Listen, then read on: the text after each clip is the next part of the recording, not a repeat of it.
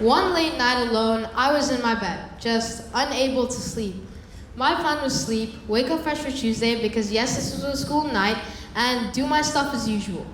But I just couldn't, for the life of me, stop thinking about this one thing.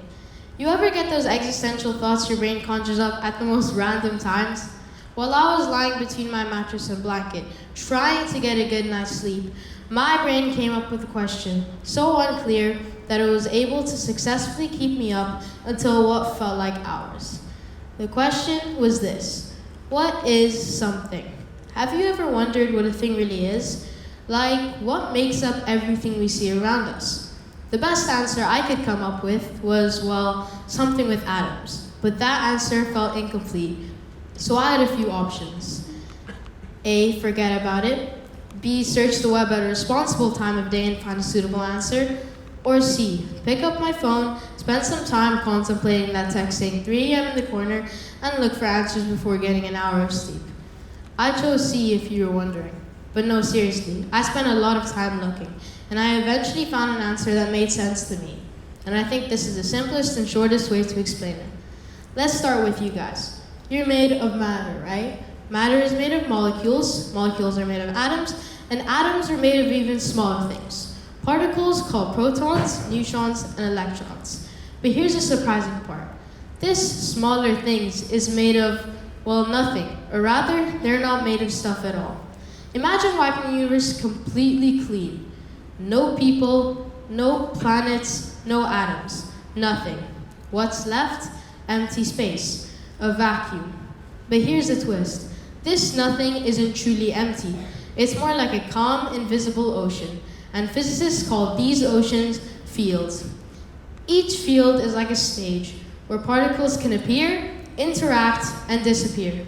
For example, the electromagnetic field can excite and create a photon, which is what we experience as light. There are 17 basic particles in nature.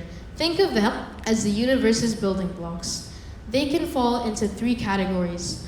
Leptons, like electrons which orbit atoms, quarks, which combine to form protons and neutrons, making up the nuclei of atoms, and bosons, the force carriers or rules or glue holding everything together.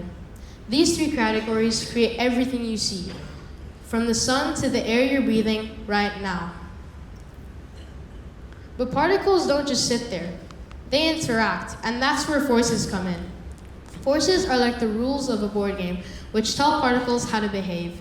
There are 4 main forces: gravity, which pulls things together like planets or stars; electromagnetism, which governs electricity, magnets, and even the bonds in molecules; the strong nuclear force, which holds the center of atoms together; and the weak nuclear force, which is responsible for certain kinds of radiation.